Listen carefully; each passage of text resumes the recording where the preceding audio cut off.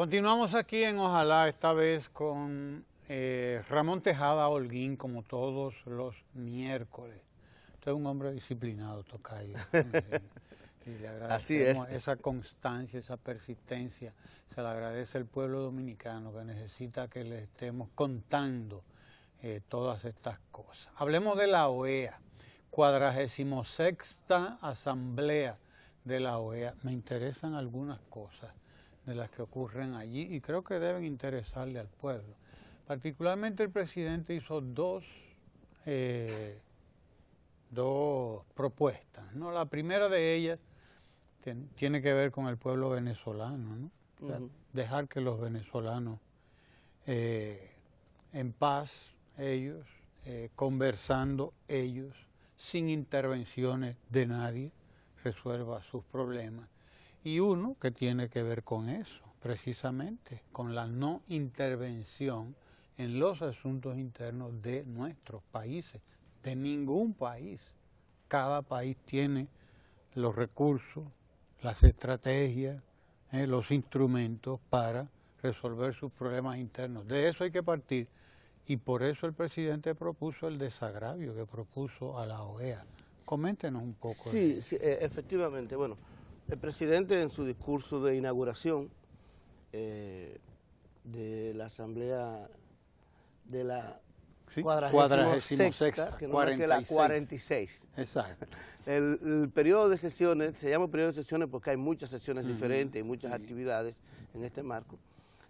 Número 46 de la Organización de Estados Americanos, que se está realizando en República Dominicana en estos momentos, que se inauguró el lunes en la noche en el Teatro Nacional. En el discurso, el presidente tocó en realidad podemos decir un solo punto a nivel general, que cuál era el Estado de Derecho y el derecho que tienen los pueblos de la autodeterminación, que es una palabra que quizá ya no está de moda, o el derecho que tienen los pueblos a darse ellos mismos sus propios gobiernos, su propia institucionalidad, pero en un marco, vamos a decirlo así, de solidaridad entre los países. Porque no se puede negar que en el mundo actual globalizado, en donde la economía ya no tiene fronteras y lo que ocurre en un país influye en el otro, pues es natural que los países tengan algún tipo de relación y entre ellos también se preocupen por las cuestiones que pasan en cada uno de esos países. El tema no es si se preocupan o no se preocupan por lo que ocurre en un país hermano o en un país vecino o en un país con el que se tienen unas relaciones ya sea diplomáticas, culturales, económicas. El tema es cómo se manifiesta esa solidaridad. Entonces, en ese marco, el presidente lo primero que hace es decir, de la manera en que no se manifiesta es invadiendo ese país. La primera manera en que no se manifiesta es que ese país esté llevando a cabo un proceso democrático y se vaya a ese país a favorecer a uno de los sectores que está beligerante. En el caso nuestro, y ahí es donde él pide el desagravio, que no es un asunto de una necedad, de una reivindicación histórica, de un elemento simbólico, no, es un elemento importante, porque aparejo con esto, el presidente, además de que lo está enviando simbólicamente el mensaje de la necesidad de renovación y redefinición de la OEA, y que lo dice explícitamente, en ese proceso de redefinición, de readecuación de la OEA al contexto internacional, el presidente dice, y uno de los símbolos importantes para que esto se haga es pedir perdón por una grosera invasión que se cometió en un país pequeño como República Dominicana en el 1965. Es decir, no es esto solamente un elemento que atañe a nuestro país y a nuestra ciudadanía, atañe también a las relaciones internacionales en sentido general. Y paralelo con esto, precisamente, y consecuente con esto, y en defensa de la institucionalidad de todo el sistema de la OEA, de todo el sistema americano, entonces dice, en el caso de Venezuela, allí debemos ayudar a que la institucionalidad prevalezca, pero en proceso de negociación entre los venezolanos, entre la oposición y el gobierno, según la propia institucionalidad democrática que tiene ese país. Es cierto que ahora hay dificultades, hay grupos enfrentados, la oposición domina el Congreso, el chavismo domina la presidencia de la República, existe la posibilidad de que se pida un referéndum revocatorio, todo esto, pero todos esos mecanismos están en la Constitución venezolana. Lo que no se puede ir allí a intervenir a favor de uno u otro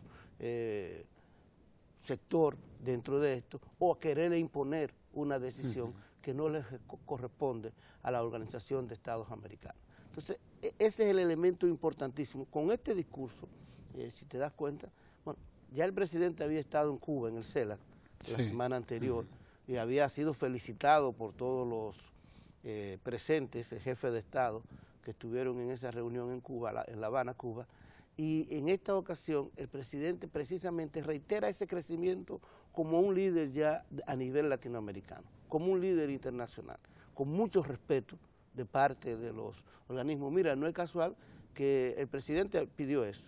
Ya en el 2015, Almagro, el actual secretario general de la OEA, había dicho que pedía perdón, que había que pedir perdón, todo esto. Pero ayer sí, el canciller de Ecuador, Guillén Lom, pidió perdón. Y Ecuador es muy importante, en el sentido de que Ecuador fue de los países que formó parte de la pseudo Fuerza Interamericana de Paz que vino a invadir la República Dominicana junto con 8.000 marines de los Estados Unidos, de la sexta tropa aerotransportada de los Estados Unidos de Norteamérica. Entonces que Ecuador, precisamente, el canciller tenga ese gesto simbólico, puede ser un elemento interesante que augura que quizá al final, efectivamente, del periodo de sesiones actual, se logre una resolución en el que la OEA pida disculpas a la República Dominicana por aquella invasión. Hay un dato importante. Tú mencionabas al comenzar lo importante que es llevar a la OEA a su... Adecuarla al contexto actual y sobre todo llevarla también a su connaturaleza, hacia lo que debió ser. Exacto. Un organismo para promover el desarrollo, para promover el encuentro de todo, los dos hemisferios, porque vamos de los dos. La OEA es el único que va de un hemisferio norte al sur. Exacto, sí. La OEA es el único organismo, los otros son... De las tres Américas. Sí, están las tres Américas, que es como se nos ha dicho, cosa que bueno, después podría uno un poco analizar, porque es que una agenda muy dispar, ¿verdad? Sí. Del hemisferio norte al hemisferio sur, y una agenda muy dispar. Pero hasta eso la hace interesante. Hasta eso la hace interesante, desde luego muy interesante, por ese amplio espectro que converge ahí, y por lo tanto, por eso que es importante el que este organismo respete su propia legalidad, como diría Juan Bosch en aquel momento, ¿no? Sí. Su carta constitutiva, etcétera, etcétera. La carta democrática. Porque no es una cuestión, y esto lo rescato de un comentario que hacía Guillermo Ricard ahorita, no es, como tú decías también ahora, una cosa que se le ocurre al presidente, de que es un desagravio. Sí. No, es que es mucho más que eso, muchísimo más que eso. Es que nos está costando, aquella legitimación nos está costando 50 años a nosotros, probablemente. La agenda que se truncó en aquel momento, hace 51 años, es la agenda que está continuando Danilo Medina ahora. Correcto. Indudablemente, de no haber ocurrido aquello, de continuar el país por donde iba, idealmente, claro, porque sabemos el contexto en el que estaba, como decía Juan Bosch, goberné sobre el lomo de un tigre. Decía Bosch, desde que llegó a Puerto Rico, que le preguntaban, yo estaba gobernando montado en el lomo de un tigre. Y imagínese usted lo que es montarse en el lomo de un tigre. Pero, por Dios, si se permite aquello, pues, ¿dónde estuviéramos nosotros? Porque una de las cosas que uno encuentra, por ejemplo, es que poco antes de darle el golpe a Bosch lo que iba era hacer una visita sorpresa. Sí. Iba a hacerle una visita sorpresa a unos trabajadores y a unos campesinos que estaban en una suerte de manifestación en aquel momento. Iban a tener un encuentro con él, con el presidente. Era una visita sorpresa. Y Bosch invitó a John Barlow Martin a esa visita sorpresa porque él quería llevarle unos empresarios. Lo que pasa es que Barlow Martin quería que él los recibiera en Palacio. Y Bosch le dijo que no, que los iba a recibir allá. Sí, sí. ¿Entiendes? Como un Porque él iba a, también. claro, también, él iba a eso, a una visita sorpresa. Barlow Martin, que escribía, le gustaba escribir, él privaba de escritor, dicen algunos, ¿no? Que privaba de escritor, pero realmente escribía, indudablemente escribía, le gustaba escribir. Y él decía, cuando analizaba al personaje, decía, él es él solo, él está, ese es su agua, él está satisfecho ahí, se siente realizado. ¿Dónde? En el pueblo, decía. En el pueblo, ¿no? En el pueblo. Entonces, él lo decía como una queja, ¿no? Lo decía Barlow Martin.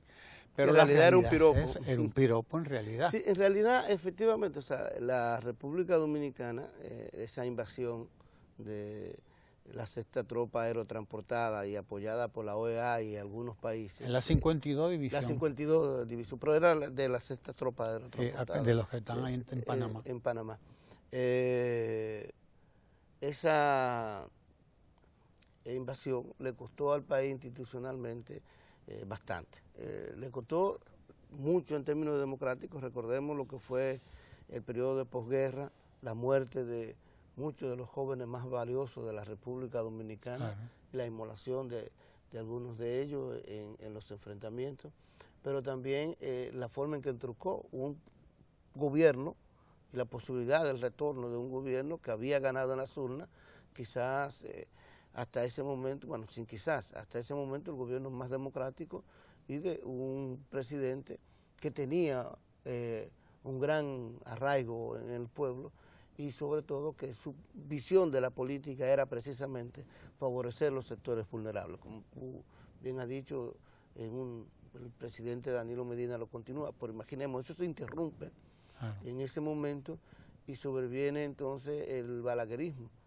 En una visión de modernidad en la cual el ser humano no es el centro de nada, sino las grandes realizaciones, en términos de la inversión en las políticas sociales, en salud, en vivienda, en educación, fue terrible. Es decir, todos los indicadores en ese plano se deterioraron. Pero además de eso, la forma en que manejó políticamente el país fue una forma real y efectivamente autoritaria. En la literatura se conoce eso como bonapartista, es decir, gobiernos que aparentan respetar algunos aspectos democráticos, pero tienen un ejercicio y una relación con la sociedad civil totalmente de subordinación, autoritaria, vertical, en donde la gente pues ni podía no podía manifestarse, no había libertad de prensa realmente. La forma en que se perseguía a los periodistas fue terrible. Y hay más de un testimonio de eso, que es interesante porque, y sería bueno que también, saliéndome un poco del tema, pero que nuestras generaciones actuales conozcan estas historias, conozcan lo que fue el balaguerismo, conozcan lo que es una dictadura real y efectiva, lo que es un gobierno autoritario con aparente fachada democrática, porque ahora se habla mucho de que existe una dictadura de partido, de que existe esto, de que existe lo otro, pero todo el mundo puede hablar. E inclusive fíjate cómo se dan estos elementos. El presidente de la República hace un discurso solicitando a la OEA que haga un desagravio al país precisamente por lo que esto significa para la historia de la República Dominicana y por lo que puede significar para la propia OEA y su necesaria redefinición a un contexto internacional distinto al de aquella época. Mientras hace eso, unos grupos de oposición, unos candidatos, entregan un documento a la OEA para que la OEA intervenga en los asuntos internos de nuestro país. Es decir, para que veamos cuál es, bueno, yo diría inclusive cuál es el motivo de por qué precisamente esa oposición se le ha hecho tan difícil conectar con la ciudadanía dominicana. Se le hizo tan difícil lograr hacer un papel de competencia real y efectiva con el presidente de la República, porque perder 62 a 37 y algunos 36 más o menos y algunos hasta menos de 1%, es una evidencia de que la población real y efectivamente no se compró tu discurso, no conectaste con la gente, no pudiste enganchar, no pudiste sostener una propuesta que la gente te la pueda aceptar. Entonces ahí tú ves la diferencia. Un presidente que pide una redefinición de un organismo que patrocinó una invasión en la República Dominicana, que pide un desagravio, que desea que ese organismo sea cada vez un organismo donde los países se junten para beneficio de todos los países, respetando las singularidades y bueno, trabajando aquellos aspectos en los que se puede trabajar efectivamente en común, cosas como tipo de libre mercado, algunos aspectos de los contactos culturales, la compra y venta de bienes y servicios entre los países. Es decir, un organismo que haga una función de crear lazos entre los países de América Latina y que se preocupen positivamente uno del otro, respetando las singularidades, respetando las individualidades de los países. Ese es el pedido del presidente y es lo que está tratando de hacer en esa 46ª o 46ª Asamblea de Sesiones de la OEA, mientras que la oposición, de su parte, lo que vaya a decir, intervengan en República Dominicana. Qué aberrante. Es una barbaridad. Es una aberración. Entonces, estamos hablando de la necesidad de continuidad de una tradición democrática que fue interrumpida en ese 1965 y que estas personas parecería que quieren que se haga lo mismo.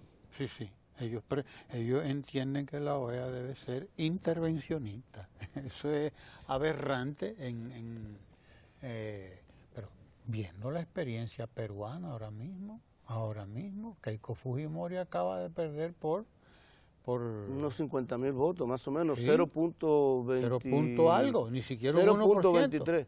Ni siquiera un 1, ni siquiera un 0.5%. No, ni un medio. Sí, es un margen en un país donde votan como 25 millones de personas, es un margen insignificante. Y esta señora ha concedido. Y duraron contando más de una semana, más o menos una semana se duró contando esos votos. Y bueno, pero hicieron doble conteo, electrónico, manual, hicieron todo y ya cuadró todo, punto. Salieron de eso.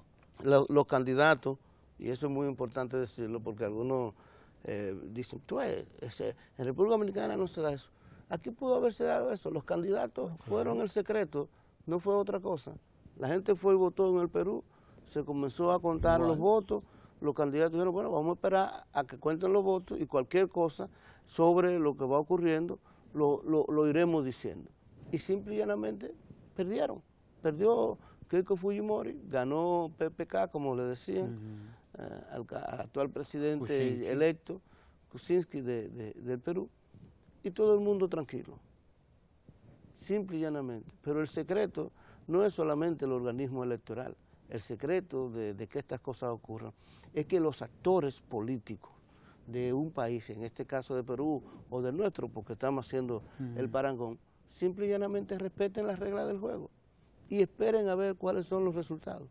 Pero tú te imaginas, por ejemplo, allí se dejó contar y la diferencia era, aunque desde el principio Kuczynski estuvo por encima de la Fujimori, a veces por medio punto, a veces por un punto, a veces por menos de medio punto, pues, que es el margen de error 22, de cualquier...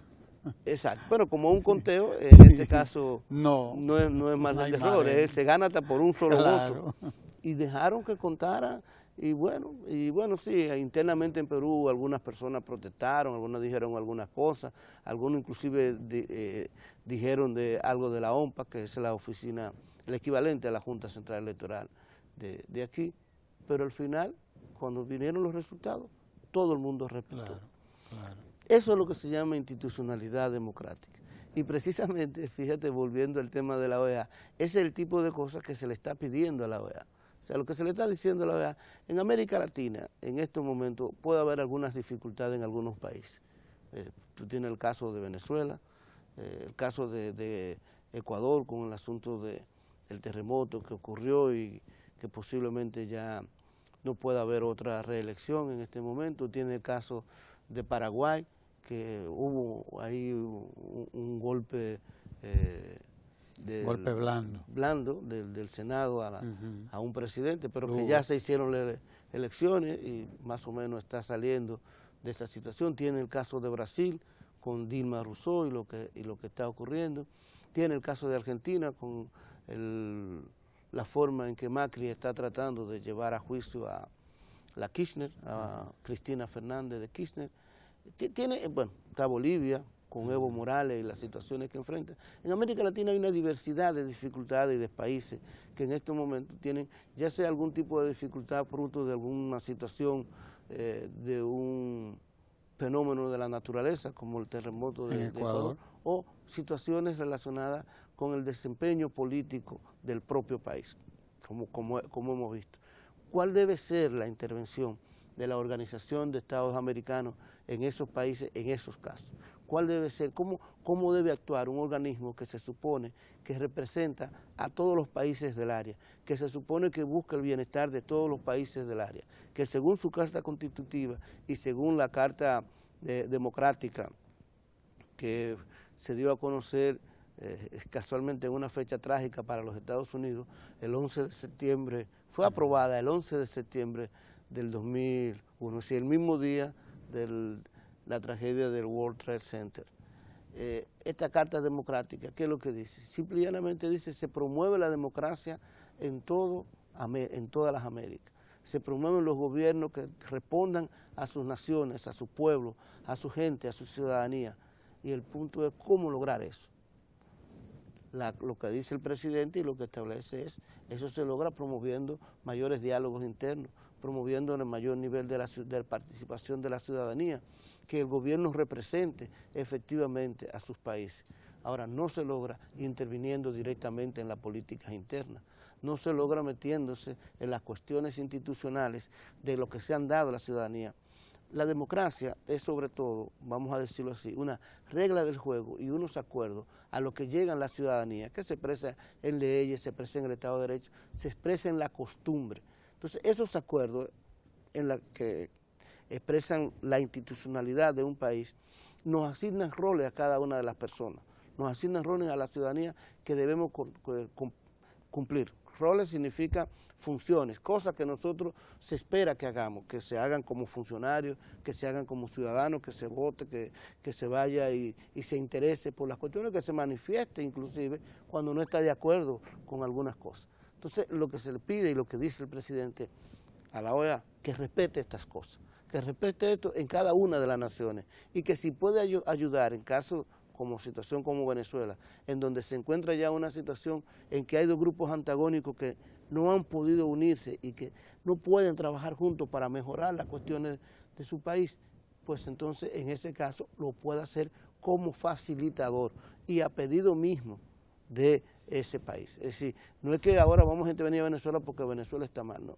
Es que Venezuela está enfrentando una situación de un Congreso dominado por la oposición, de un poder ejecutivo dominado por un partido, y en esto hay un tirijala sobre qué se va a hacer ahora con la posibilidad de un referéndum revocatorio para el presidente de la República. Y una crisis económica metida de por medio. Y una crisis económica metida de serio. Entonces ahí lo que dicen, bueno, los países de América, todos los países de América que están en el circuito de la OEA, lo que pueden hacer es ayudar a que se pongan de acuerdo, ayudar al diálogo, a la conversación, a llegar a una situación en la que la ciudadanía misma, a través de sus representantes y sus líderes, pueda llegar a una conclusión en los próximos días, pero más nada, sin ningún tipo de intervención. De hecho, ahí hubo un intento de malinterpretar la Carta Democrática y de prácticamente meter la cuchara más allá de lo prudente en Venezuela. Quizás por eso también el presidente de la República en su discurso de inauguración de este periodo de sesiones fue tan enfático en decir que hay que promover el diálogo en Venezuela, pero hay que respetar la institucionalidad democrática y los gobiernos que cada pueblo se ha dado en América. A propósito de Venezuela y de esa carta constitutiva, carta fundamental de la OEA, Venezuela jugó un papel estelar en un momento para muchos países de América Latina, incluyendo el nuestro.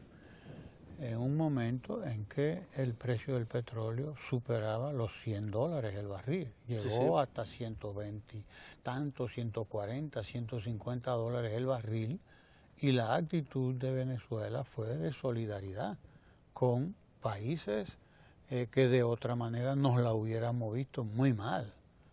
Petrocaribe fue una iniciativa realmente solidaria que facilitó petróleo a crédito, pues no era regalado. No pero, era crédito. Era crédito, un crédito muy blando. Era un crédito muy blando, pero además de eso existía la posibilidad, que es muy favorable para países como el nuestro, debido al problema que tiene Venezuela en cuanto a su estructura industrial y su estructura agrícola, que tiene problemas reales. Es un asunto que Venezuela en algún momento va a tener que enfrentar. Se ha dependido tanto del petróleo que ha abandonado renglones tan importantes que sirven para alimentar a la población, como la agroindustria y las regiones agrícolas. Entonces, dentro de las posibilidades que se presentaban de Petrocaribe era precisamente que se pagara con productos agrícolas, sobre todo con habichuelas, aceite, con comida, vamos a decirlo, de una manera más clara. Es decir, había una serie de productos que los propios venezolanos habían hecho su lista, y en función de sus necesidades, pues, se le permitía al país que una parte de la deuda contraída a través de Petrocaribe se pagara en especie, vamos a decir. Así es. O sea, que fue una actitud solidaria.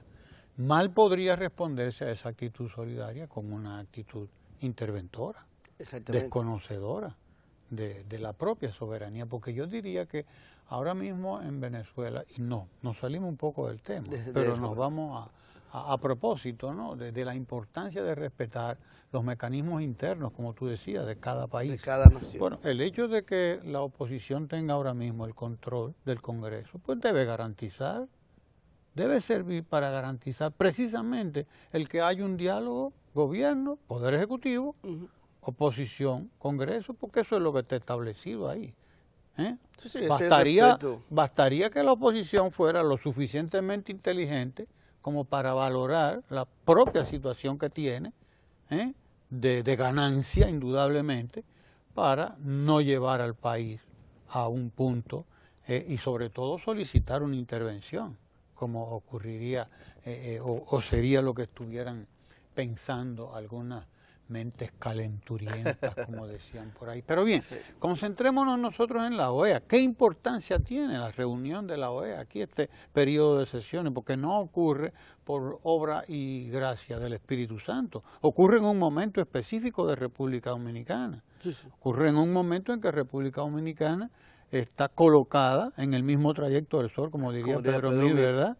Está colocada en un trayecto importante dentro de las relaciones en América Latina. O sea, indudablemente hay que explicar esta reunión dentro de ese contexto y dentro de esa mire, bueno, y realidad. Quizá lo que hay que ver hay que ver varias cosas. Primero, cuando empezamos a conversar, lo que hablamos del concepto de globalización.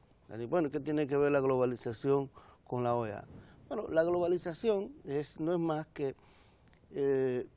a partir de este siglo, fácilmente podemos decir a partir de los 50, de los 60, se comenzó a evidenciar un proceso en el cual las fronteras nacionales se estaban difuminando, en la que las mercancías, sobre todo, ya podían correr libremente entre los diferentes países.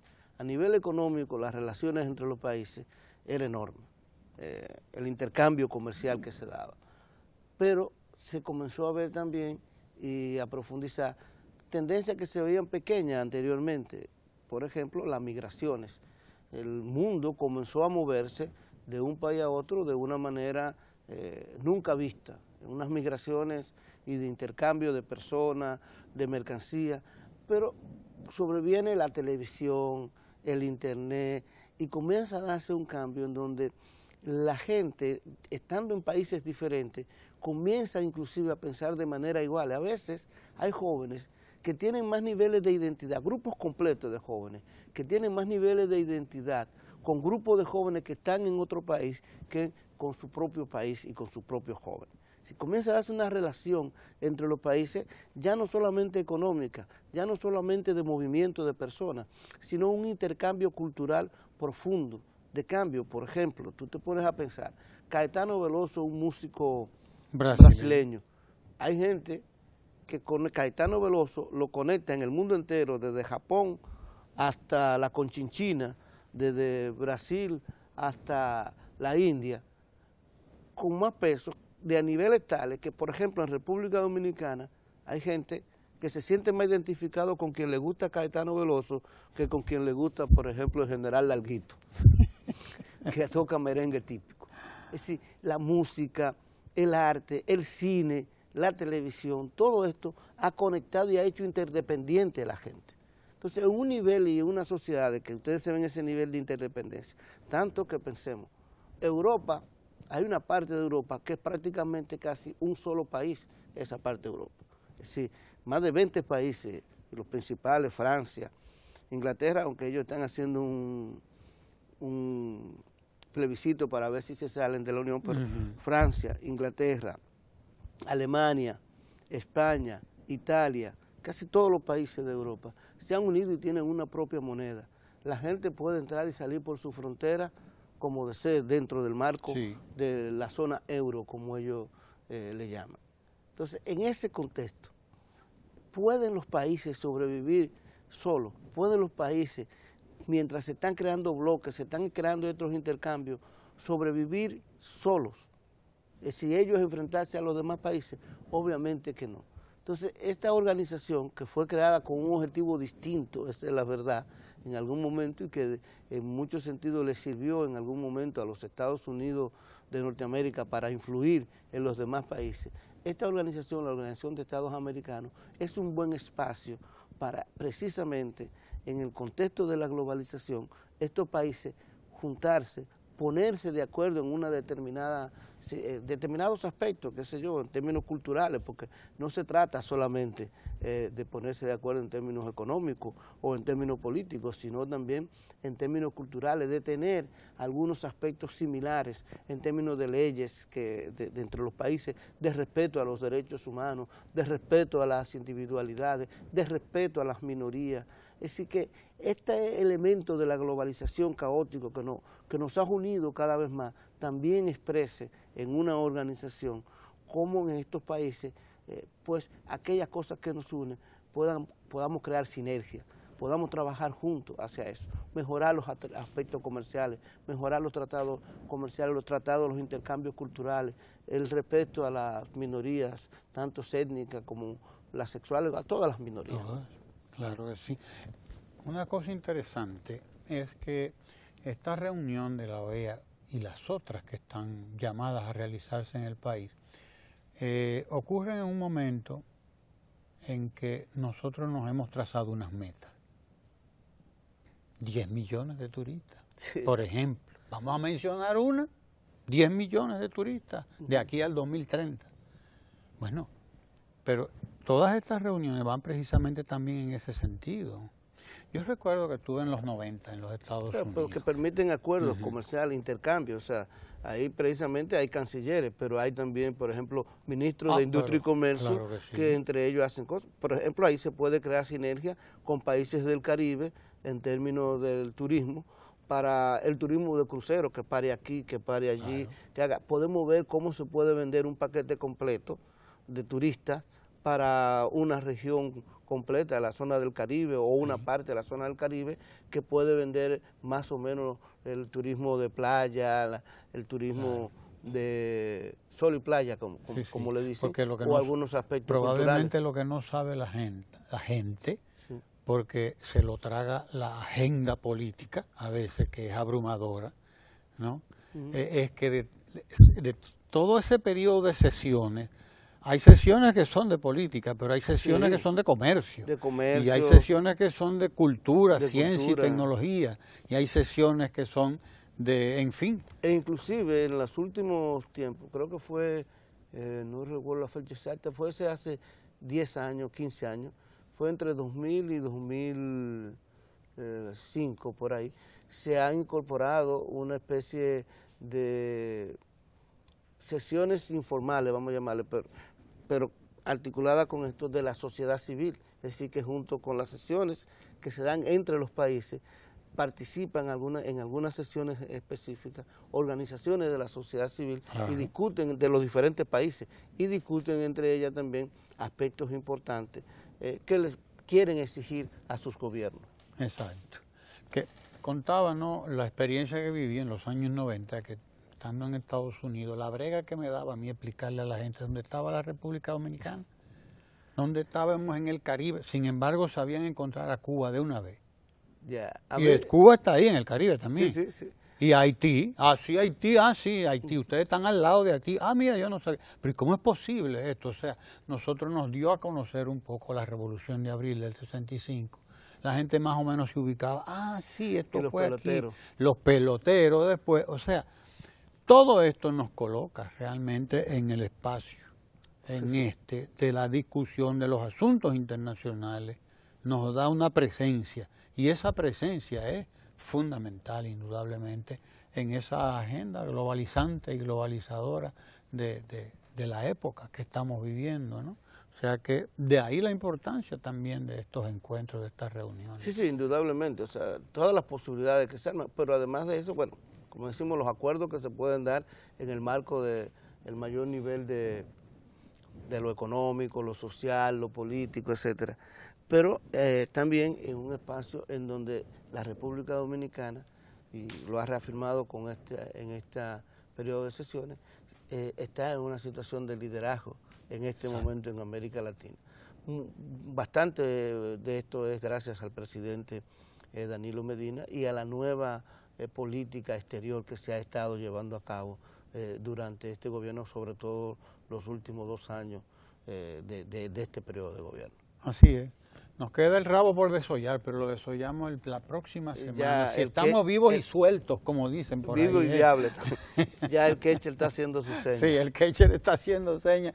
Y mejor tomar esa seña. Así que gracias a ustedes por estar ahí con nosotros en Ojalá y no se vaya, porque eso sí, ahora viene Ecomundo. Vamos a analizar la economía mundial con Lucas Vicens. El hermano Lucas Vicens. El gran amigo suyo, Lucas Vicens. Sí, sí. No se mueva, quédese ahí.